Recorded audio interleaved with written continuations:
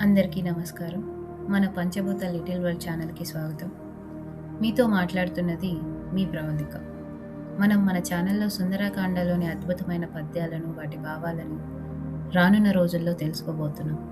అయితే అంతకంటే ముందుగా ఆ మధురమైన సుందరకాండను మనకు పరిచయం చేసిన, మనకు అందించిన శ్రీ ఎంఎస్ రామారావు గారి గురించి ఈరోజు క్లుప్తంగా తెలుసుకుందాం. తెలుగు రాష్ట్రాల్లో భక్తి సంగీతం అనగానే మనకు వెంటనే గుర్తొచ్చే పేరు ఎంఎస్ రామారావు గారు. ఒకప్పుడు కేవలం సంస్కృతంలో పండితులకు మాత్రమే పరిమితమైన సుందరకాండను సామాన్యులకి కూడా అర్థమయ్యేలా, సులభంగా అర్థం చేసుకునేలా తేట తెలుగులో అనువదించిన ఘనత ఆయనది. శ్రీరామునిపై ఆయనకున్న అపారమైన భక్తే ఈ గొప్ప కార్యానికి శ్రీకారం చుట్టింది. ఆయన వాడిన పదాలు చాలా సరళంగా ఉంటాయి. వినసొంపుగా అందరికీ తెలిసిన రాగాల్లో కూర్చడం వల్ల రామారావు గారు సుందరకాండ ప్రతి తెలుగు లోగిళ్లలోనూ నిత్యం వినిపించే ఒక భక్తి మంత్రంగా మారిపోయింది.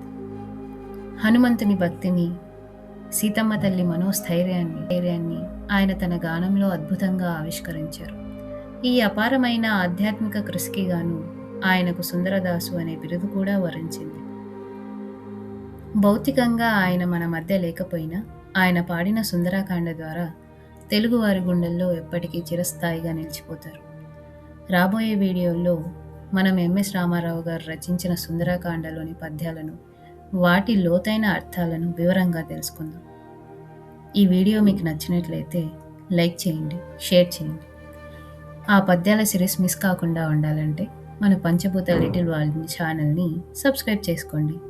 అందరికీ ధన్యవాదాలు. జై శ్రీరామ్.